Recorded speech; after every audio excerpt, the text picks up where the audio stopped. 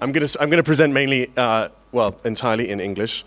Thank you so much to ARIJ for organizing this conference and for inviting me to talk today about some of the work that we've done on private messaging apps.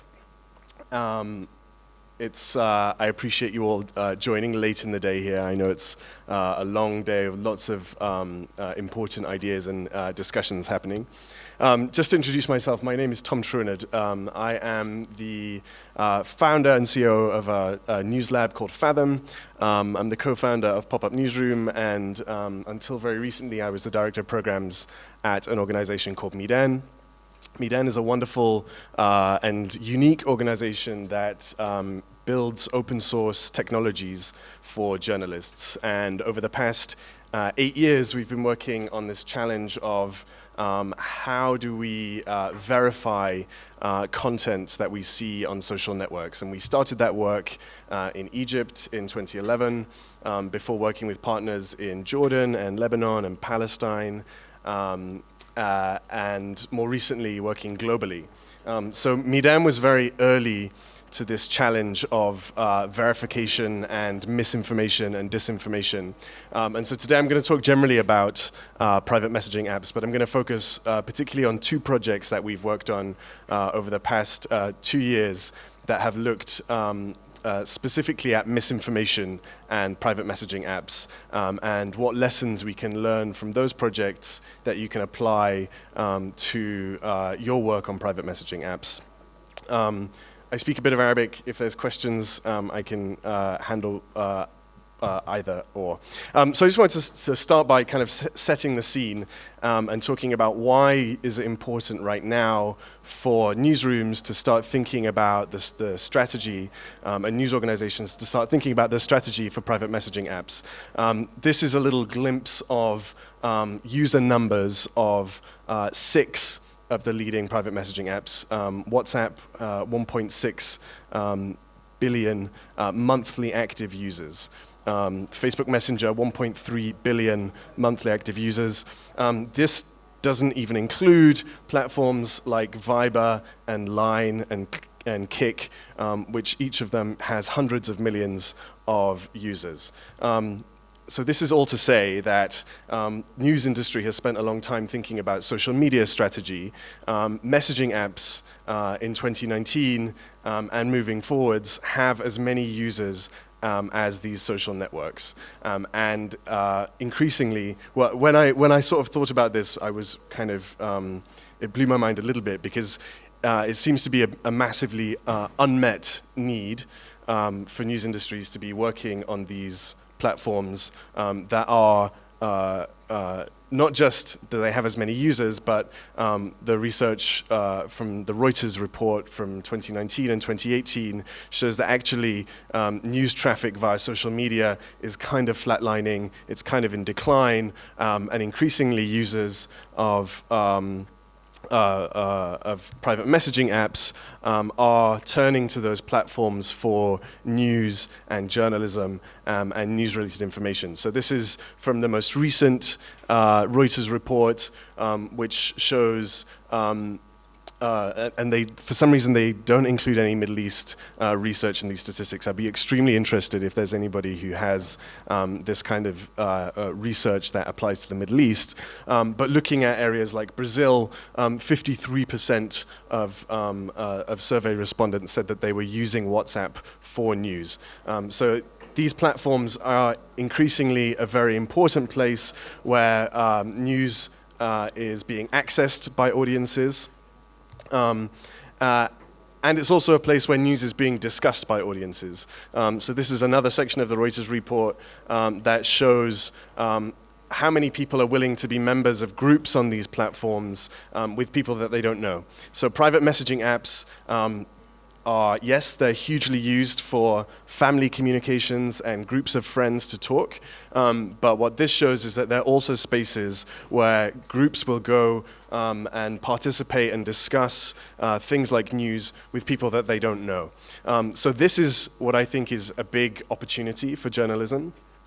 And I think in particular, it's because people engage in private messaging apps in a different way than they do in social media. And I really like this quote from the Reuters news report, which says that in public on Facebook and Twitter, those social medias like wearing a mask. When I'm in messaging groups, when I'm on private messaging platforms, the mask comes off and I can truly be myself.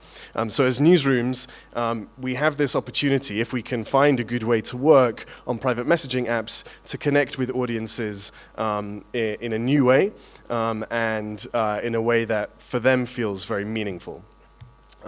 So the too long don't read here is that messaging apps are a really important new space for newsrooms and journalists. Okay, we're going to strap in, and I want to play a small group here, but I'm going to walk through some of the opportunities that I see.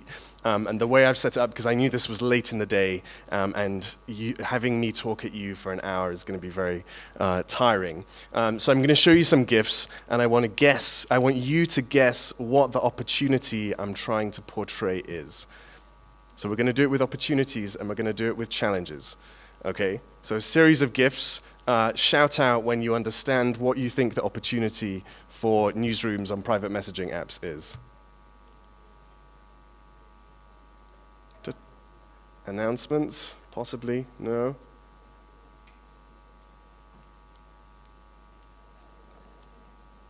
It's kind of in the text. Engagement, amazing. As the previous quote showed, people are different on public social networks than they are on private messaging apps. And so these platforms provide a real opportunity for a different kind of engagement with our audiences than we have on social networks. People will interact with you differently. You can get really useful information from them. You can understand what stories they want to be reading, what questions they have that they want journalists to answer. So I think there's a huge opportunity here in terms of engagement and in building new audiences. Reach. Yes, great. There are, if you look at how young people are joining or not joining Facebook, you'll see that the social media platforms that we've become really adjusted to working with are not going to be the main places where young audiences are in the future. And so when we did a big project in Mexico that I'll talk about later, we found that, we were explicitly trying to reach young audiences, and we found that we weren't doing that on Facebook and Twitter, and so we had to set up a WhatsApp distribution and engagement center in order to reach those audiences. So in terms of reach, is not just reaching more people, it's reaching new sections of audiences that just aren't present on existing social networks or existing digital channels. This one's going to be hard. Any guesses? Breaking news, or what's happening when people are breaking news? People are taking photos and videos.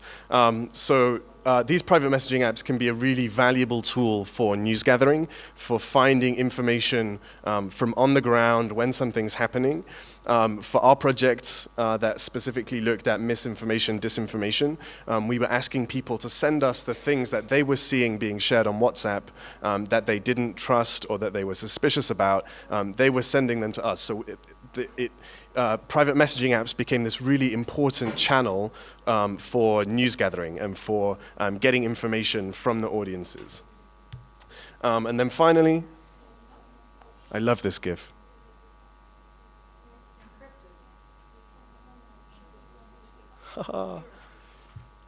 Security, right? So there's a whole, depending on what sort of journalism we're working on, we're here talking about investigative journalism. Protecting our sources and making sure we have secure communications with our sources is extremely important. And private messaging apps can offer a more secure or an easier way to be secure in your communications with sources. So this is a slightly different twist, but I think it's an important thing to flag. And we can maybe come back to security and dealing with sources in sensitive environments later. Okay, that was good. I give you maybe like a 6 out of 10 for your performance on the opportunities. So we've got 4 challenges. See how you can get on here.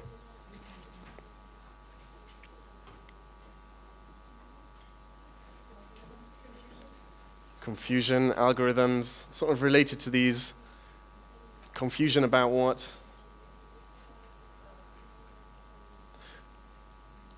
We'll give it to you. Metrics is very hard to get meaningful metrics out of a platform like WhatsApp. You can have a really good publishing, engagement, reach strategy, measuring to what extent your content is being shared on private messaging apps is nearly impossible. So you can't get from these closed networks the same analytics that you can get from platforms like Facebook, Twitter, CrowdTangle, Instagram. So it can be quite hard to measure whether what you're doing is successful.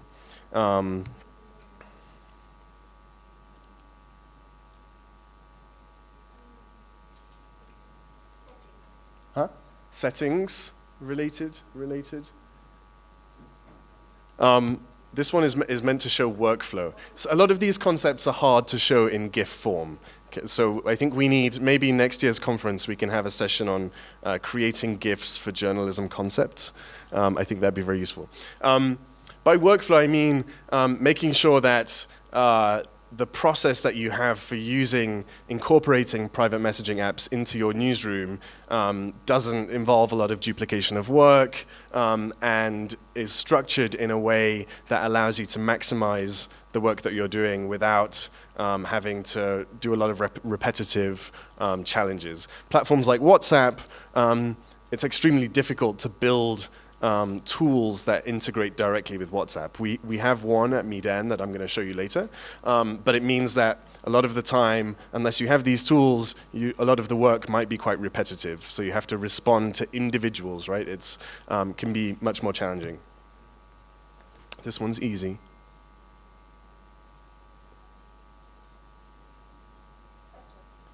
Fact-checking, verification. So if you have a WhatsApp line that people can send you things in your newsroom and somebody sends you an amazing video that claims to show what's happening on the ground in Beirut at the protests, how do you verify that? It's extremely difficult, and I'll come back to some ideas about how to verify it, but verification without real source information can be really hard, especially if that video that they sent you is not a video that they took, but is a video somebody sent them, or a friend sent somebody who sent it to them and they send it to you. Verification of that video is going to be really hard. So we'll come back to that. There we go. This is a nice, friendly, soft one. Monetization, right. You can't really advertise effectively on private messaging apps. I have some ideas about how newsrooms can monetize this stuff, but related to the metrics problem, it can be extremely difficult to kind of monetize that. Now, for some newsrooms that's important, for some it's not, but we'll come back to this question in a little bit. So a couple of ways that we've seen private messaging platforms used in newsrooms.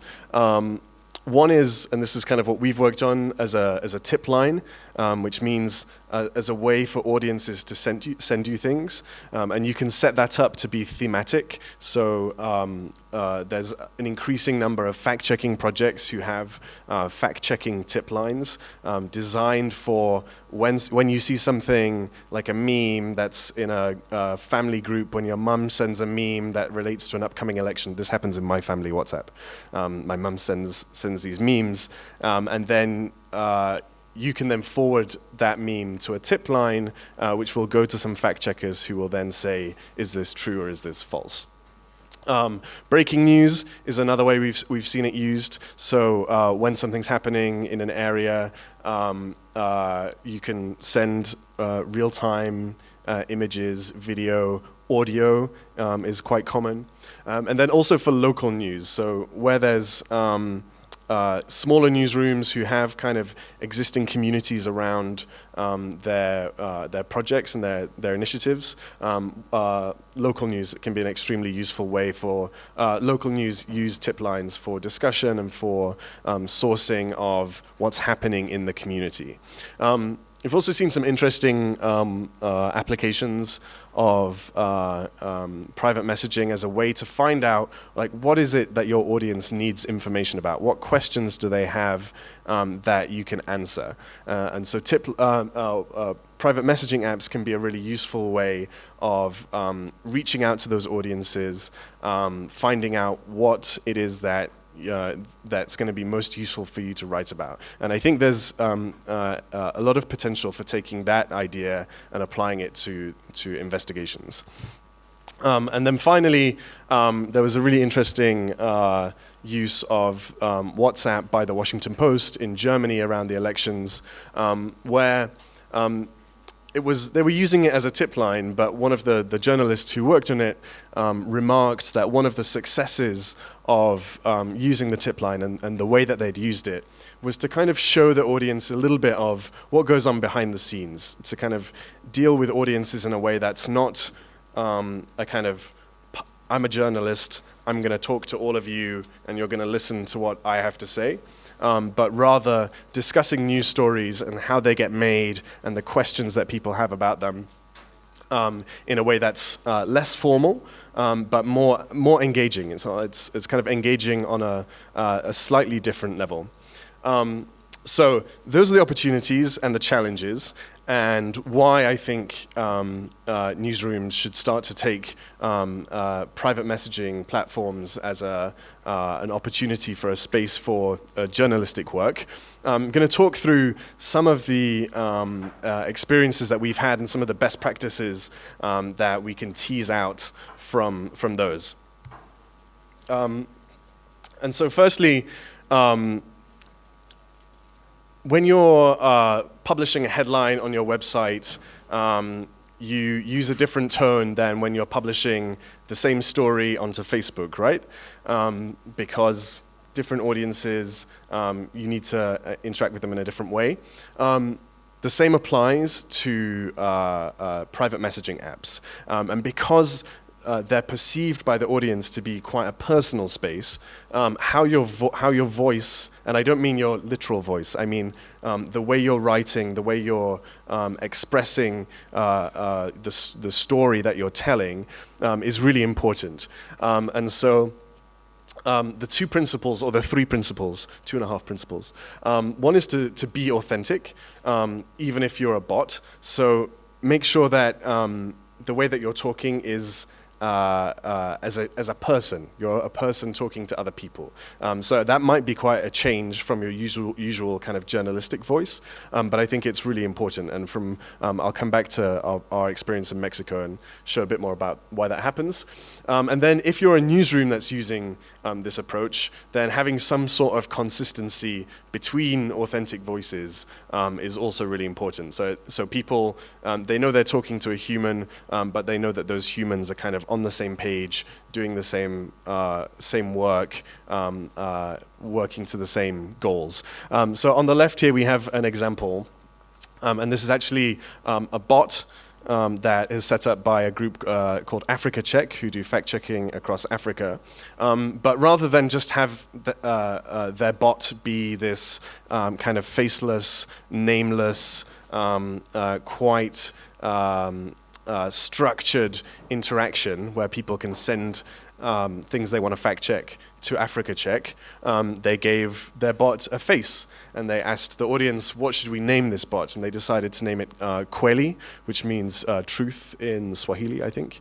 And so they really, because they know this, that they're dealing with people in a kind of personal space. They gave the bot that is interacting with those people a personality, and they kind of invested in her profile and who she is and what her voice is going to be like. So I think that's really important. And then finally, and kind of along these lines, using emojis and incorporating the kind of vernacular of private messaging apps is a sign that you are interacting in that space in a way that a normal person would. And so people love emojis, people love stickers, so you can incorporate those. Bloomberg here, they're quite formal in the way that they're talking about things, because Bloomberg's audience is business people, right? So that makes sense. But they're still using emojis just to give a little sign of what the story's about in a way that makes the content a little bit more relatable to the audiences. So this is voice. To get back to this question of workflow, and I'm going to lean a little bit actually on the previous session, which was talking about trauma. I think as in any workflow, it's important to define clear roles. So if you are the person who's directly working on WhatsApp, make sure that you know your role. If you're taking content from that and putting it into an editorial process, make sure you know who is picking that up, who's doing the verification, who's assigning whether this is an important story to work on. If you're working on a tip line, for example. If you're publishing content out, make sure you have a clear process behind that, and there's the decision points around what content is being shared. It may not make sense to publish all your content onto onto private messaging apps. And there may be specific stories that you want, and so there needs to be a person who defines that. I think it's really important not to leave private messaging apps to one person, and this relates to some of the stuff that was being talked about in the trauma session. When you're the BBC, for example, and you open up a WhatsApp number and say, okay, send us things so that we can incorporate it in our news, there's going to be a certain group of people in the world who will send you either very graphic content or ugly and illegal content potentially.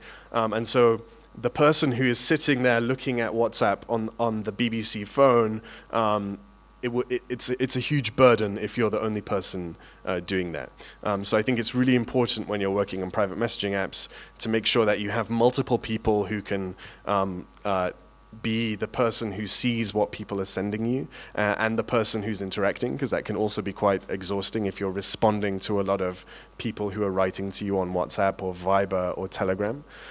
So make sure that you have a team and that burden is being shared. I'd also encourage you to use, where you can, use phones and not laptop screens, so that if somebody sends you a very graphic video from Syria on your WhatsApp, you're not looking at it on the big screen that you're working on. Make sure you're looking at it on a small screen so that you can look away more easily. This is a really important trauma practice that we have, especially in the kind of human rights space. And then finally, make sure that you're baking it into. Don't just decide, oh, we're gonna have a Telegram presence for our newsroom, and then leave that outside of the rest of what's going on. Make sure that when you're dealing with these private messaging platforms, that you bake that into the other processes that exist in your newsroom, whether it's to do with publishing or news gathering. Try and have a kind of holistic strategy. Now, when we ran the Verificado project in Mexico, this is a workflow for quite a big collaboration. And when you work in collaborations, you really have to have clear maps of who's doing what and what the flow of information looks like. And so here, we were using WhatsApp for monitoring, and that was going into this workflow, which starts with, is this something that we're going to verify? Is it verifiable? Is it relevant to what we're doing? through to which platform you add that to, how you manage the verification process, who's filtering and assigning stories within that process, what status is it getting given, is this something that's true or false, or is it misleading, and then finally out to publication, which in our project was going back into WhatsApp as well as to the web as well as to different social channels. So having this might look complicated. It's not very complicated in reality, but I think it's really useful to have a clear map so that you can see where private messaging fits into your overall news gathering, reporting, and publishing workflow.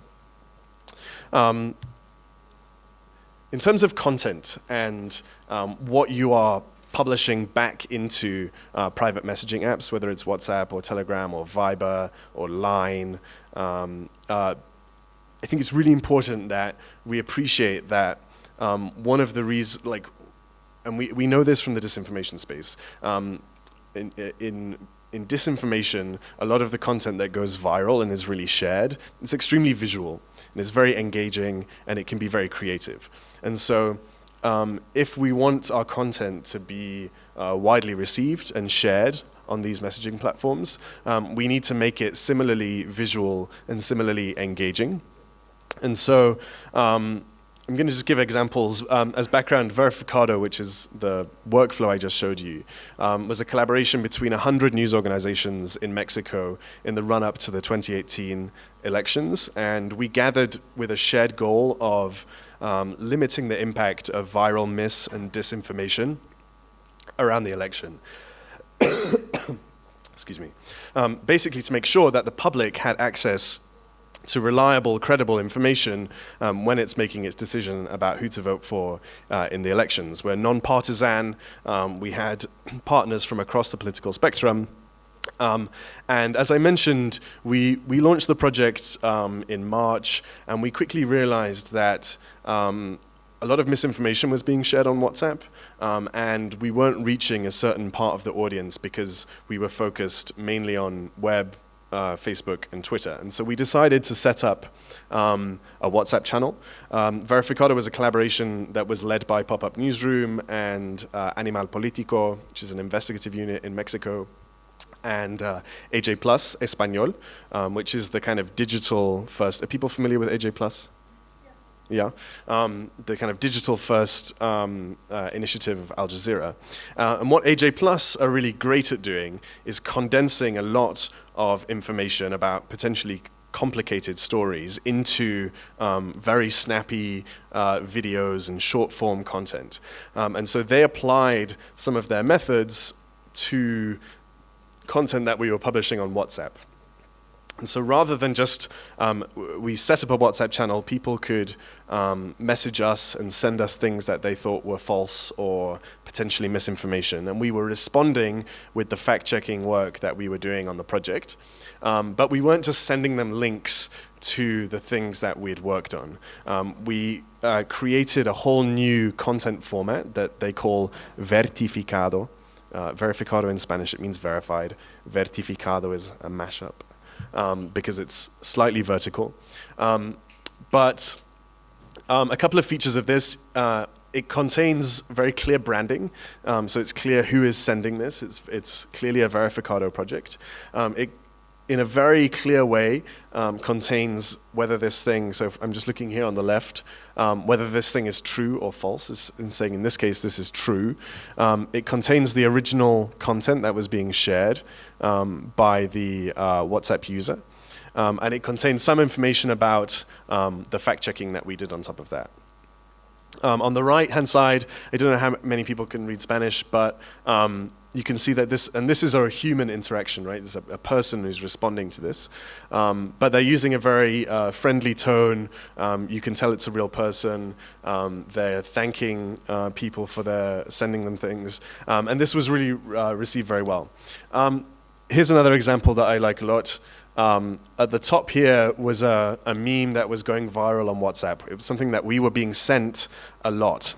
And it's basically saying, this presidential candidate is brother of this guy, and these two are sisters, and these two are brothers, and these two are sisters. and it's all false connections, basically with the goal of making Ricardo Anaya, who was the presidential candidate, look like he was involved in some kind of corruption. And so we investigated those connections and we decided it was false. And then in explaining our work, we subverted the original and reused the template that they had, that the viral meme had, but added correct information. So we using the same visual language as the content that's going viral on WhatsApp, but applying journalistic standards and solid reporting. This WhatsApp channel was launched, I think 3 or 4 weeks into the project. We had over 10,000 subscribers. When you subscribe to a WhatsApp account that's from a business or a newsroom, you can see the status the same way that you can share statuses, kind of like Instagram stories.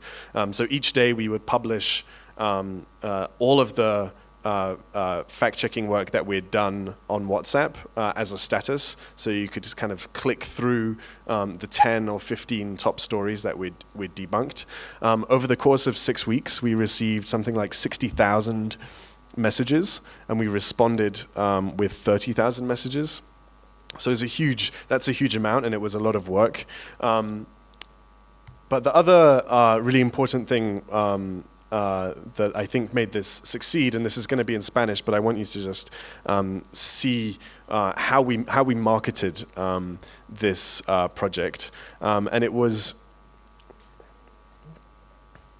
I don't know if the audio is going to work, but maybe it doesn't matter. Is there audio?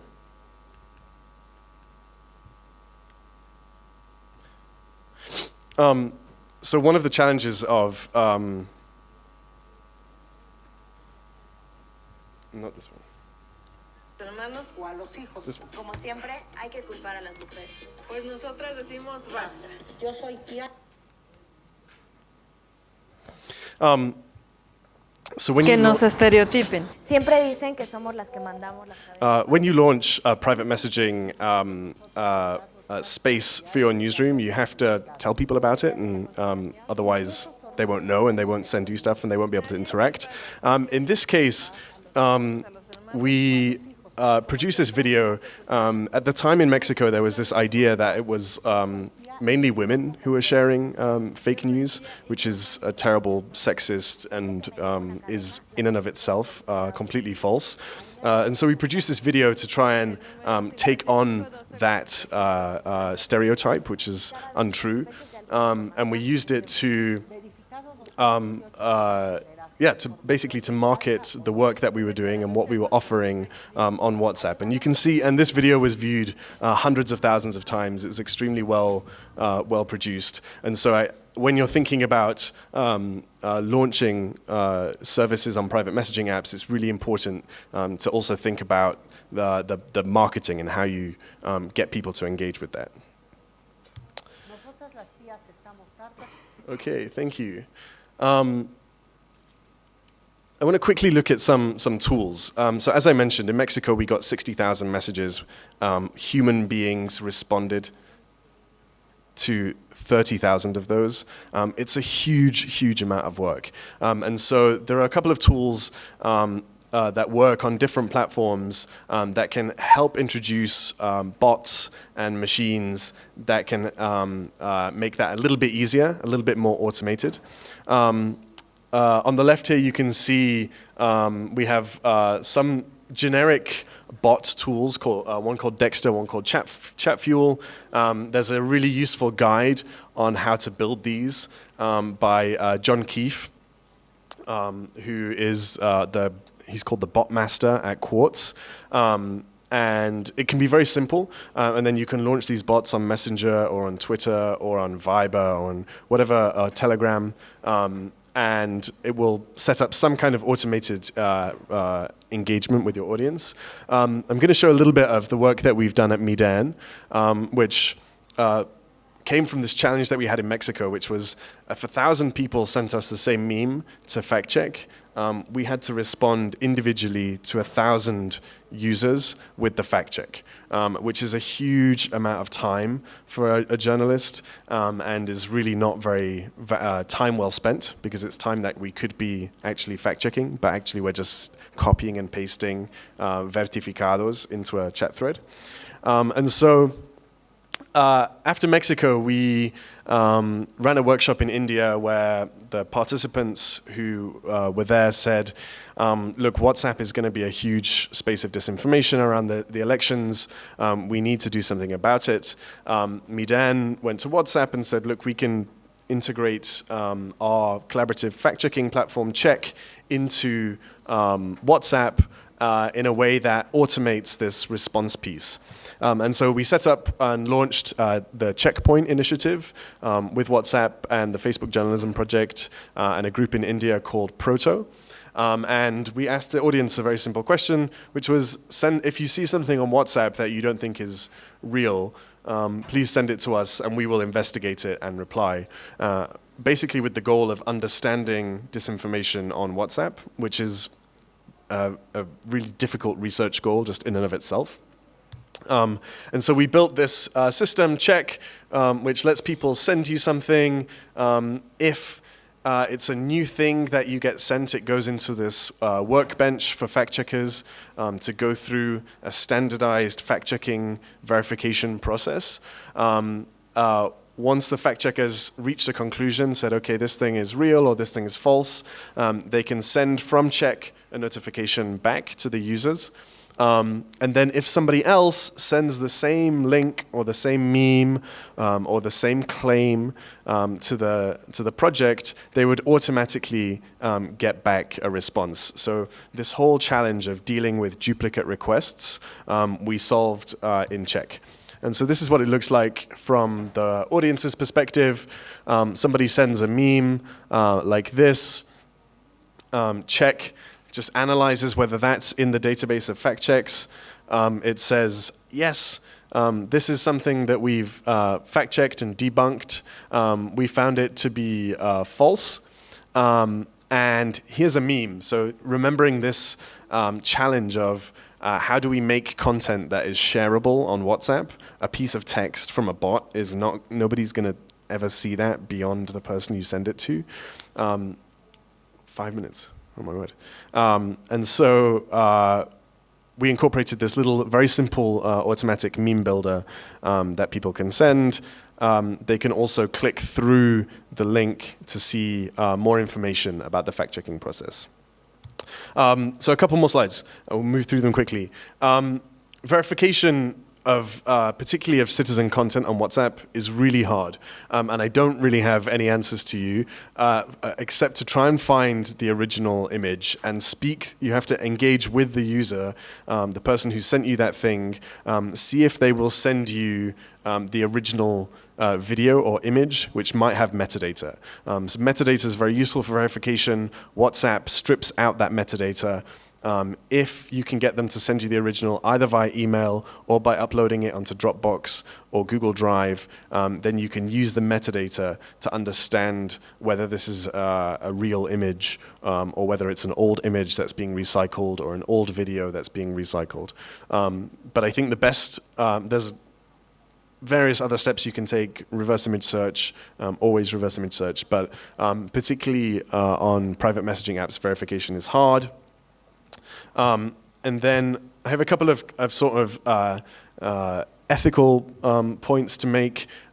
If you're a newsroom that's setting up a tip line, then be transparent and open about what you're doing and why you're doing it, and have a plan for what to do with any personally identifiable information, data that you're receiving.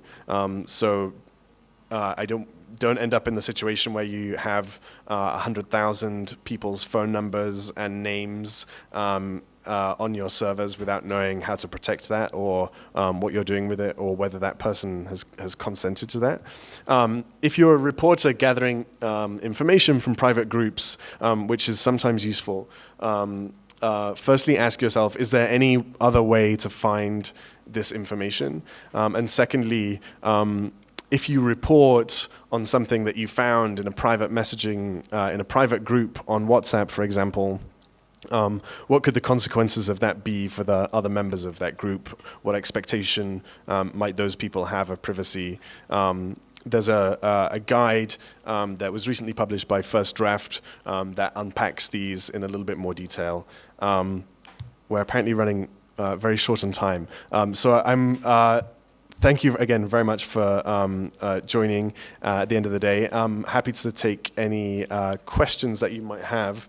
I'm realizing I don't have translation, but my Arabic's is okay. Yeah, thank you all so much. I'm happy to answer any questions that you might have about private messaging apps.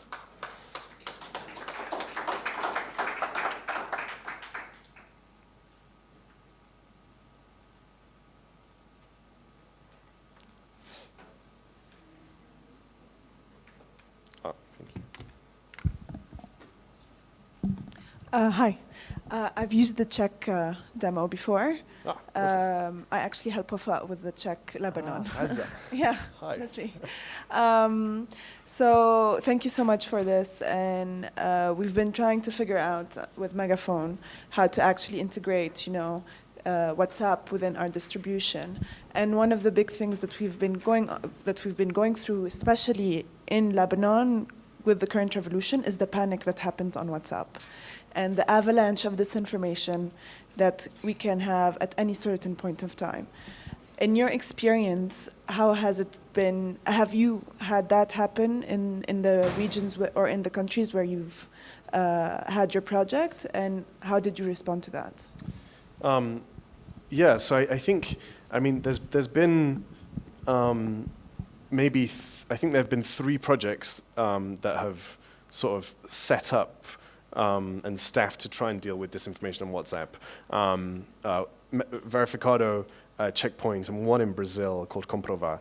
And I think the common thread throughout is that it's a huge problem. And it's actually an overwhelming problem that in India, we received 150,000 messages, 80,000 unique things that people wanted to check. Now, I don't know any fact-checking group in the world, or even if they all work together, 80,000 over 6 weeks is a huge number. There was a time at the start of the project we were getting sent something new to check every 10 seconds for 3 days, every 10 seconds. And so I think it shows a couple of things. One is that WhatsApp users are really aware of this problem and really want a solution. And there's a need for journalists to be present in that space, doing something about it. And the second is that it's too big of a problem for, particularly for any one newsroom to take on alone. In Mexico, we had 100 newsrooms who are all kind of participating in it, so it's a bit more manageable. But the scale of the problem is huge, and the cases where we were working, there were elections that were planned events, and we could prepare for it, right? In Lebanon, something happens, and then all of a sudden, all of that stuff happens very quickly, and so getting set up to deal with it is a huge challenge. The challenges are great. The work is really important, and I think whatever you can do, and WhatsApp doesn't make it easy to deal with, right? Because there's no way to know what's going viral on WhatsApp without people sending you things. In the way that we can see what's viral on Twitter, what's viral on Facebook, we have no insight into that. Not even WhatsApp themselves have insight into that, and so it means that there's this big, scary monster that is there, but you can't see what it looks like, and you can't see what it's going to do next, and you don't know really where it is. It's like you're in a dark room. So it's a huge challenge, and I think in the keynote today, Carol highlighted it as one of the scariest disinformation challenges. But I think, we're still in the early days of determining how to respond to this, and so I think be creative, have some way for people to send you things so that you have at least some sense for the kinds of things that are going viral. Even if you're not able to respond directly into WhatsApp, you can respond on other channels. So in Mexico, we're working with TV channels. And so some of the misinformation we were being sent was coming through WhatsApp, and then we were debunking it on TV. Now, some of those people are going to be the same people, and so they may see the debunk or the correction or the investigation somewhere else. But thank you so much for doing your work, because I think it's really important. If you were getting something every 10 seconds, is it possible that you were being targeted? That you're actually, yes, you're trying to get the disinformation, but actually some bot sending you stuff so to keep you so busy that you can't do your job? It's possible. I don't think that's what was actually happening. I think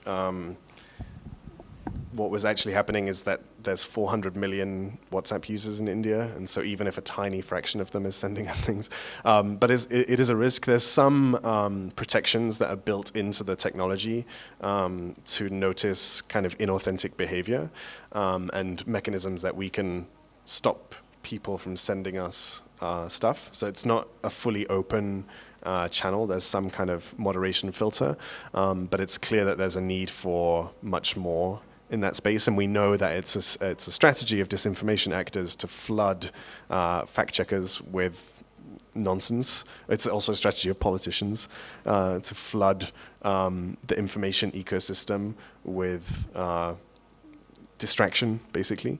And so I think that that's a really important challenge that hopefully some of the technology that MENA is working on can help address, but fundamentally could use support from the platforms, from WhatsApp. When you're first doing your research to find, I know, whether it's Facebook or other groups, that there are these private, secret groups of people who are like-minded. How would you use WhatsApp to, find groups of people that are specifically interested in something that you might have information on, and your investigation might be very specific? How could you reach that community easily if it's a private group? There's no easy way to do that. There's ways you can search for public WhatsApp groups using public WhatsApp groups usually have a shared invite URL that you can search for across different platforms.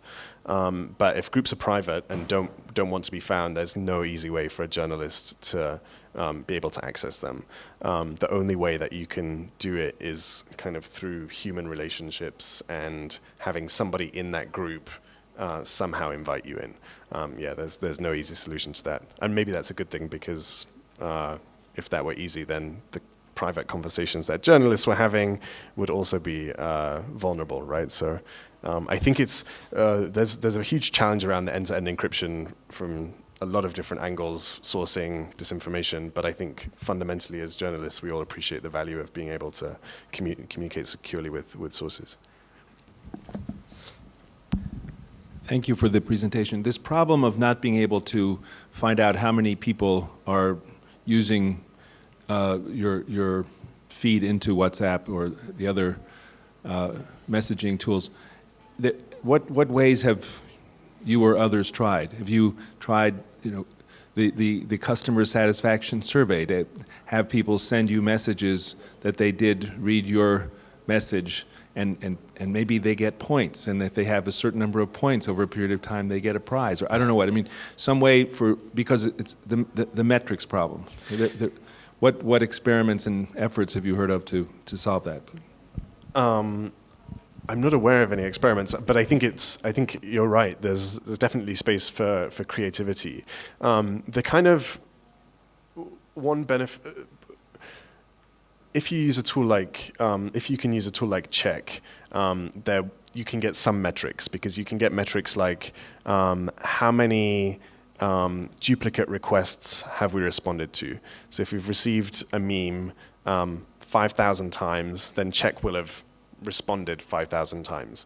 When you're doing that work manually, and at the scale that we were in Mexico, you're not counting, because it's individually WhatsApp WhatsApp for small businesses basically looks like WhatsApp on your phone, and so it's extremely hard to understand from a data perspective how much spam you're getting, how many responses you're sending, how many messages are being received, all of that stuff. So tools like Check can help with that. And then I showed you, so when we send a response to Check to a user using Check Message, one of the things that they get sent is this link. And when they click that link, they can see this page. And so one metric that we have in India is page views on these pages. Now, this gives us two pieces of data. One is how many times that meme was sent to us and how many responses we sent. And the second is how many page views we have on that, which means is basically a proxy for how many times was that forwarded to other people. And there was some interesting, I think there's a data report about to come out from this from Proto, so I don't want to kind of foreshadow that, but I think there was some interesting statistics that showed that actually some of the stuff that we were sending out from Checkpoint was being forwarded to other people. So if you have a link, then you can see a little bit, but that will only capture a small piece of it, right? And similarly, even if the best designed survey in the world would also only capture a small portion of it. So I'm not sure if there's a solution there, but I think it's definitely an interesting one to try and tackle. And I think from other platforms you might be able to get more information. WhatsApp specifically is quite hard. Yeah, hello Tom. Thank you for the presentation. My question is, do you have any background about the audiences that you're dealing with these apps? That or it's just numbers appearing on your phone or on the phone, and how do you manage to make this more wide? How you build your reputation as an application or a chat group on WhatsApp, a very private messaging platform? That how you make your reputation on it? Yeah. Sorry, what was the first part of that question? Yeah, well, the background of the... Oh, the background of users. No, this is a huge challenge for verification, but maybe also a win for privacy. When we run these projects, you don't have any information about who the person is that's sending you that. Sometimes, like in Mexico, sometimes they might tell you a little bit about themselves when it's a person, but in reality, it's you know, all you're doing is basically putting out a WhatsApp phone number, and whoever messages it is going to be the person. In terms of the reputation, I think it's a lot about translating the reputation of your newsroom and using that to market. So I think maybe you arrived a little late, but in Mexico we ran this video promo that communicated a lot of what the goals of what we were doing were, and by this time we already had like 100,000 followers on Twitter and Facebook, and so there was we already had an audience, and this was being republished by the different media partners. So you have to be a bit strategic about how you market it, and for sure you can't just put out a tweet and say, here's a WhatsApp number, and think that people are going to send you things. It takes time to build the community around the WhatsApp number.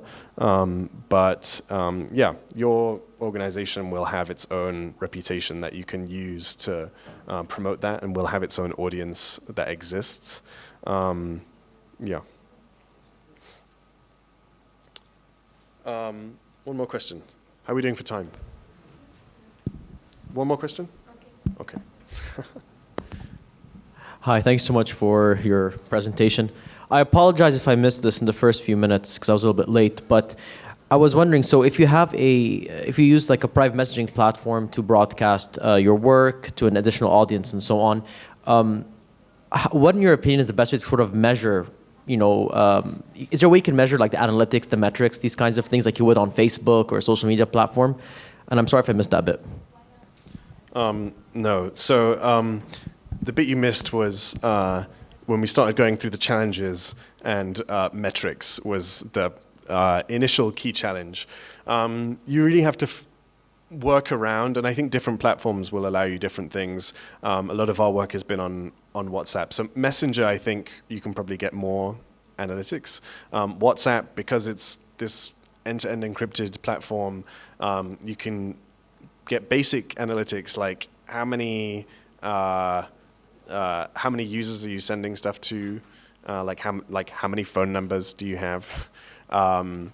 You can get if you use the small business app, people can subscribe to you, which confusingly does not let you send something to all of those subscribers. And this is one point of policy that WhatsApp has been extremely firm on. They do not want WhatsApp to be a platform where a newsroom can publish content to 100,000 people. Each interaction has to be kind of one-to-one, which is the space that Czech kind of supports, which is not to say you can't use WhatsApp groups and other WhatsApp functionality, but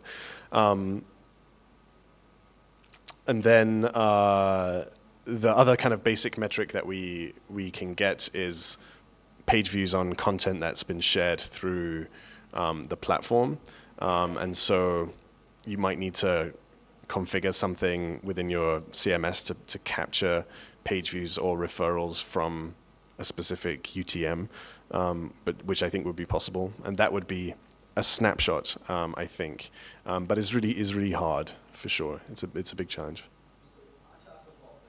Okay. Great. I think that's all we have time for. And so thank you once again, and yeah, I'm going to stick around for a few minutes if anybody has any additional questions. Shukran jazilan lakum, and I hope you enjoy the rest of the conference.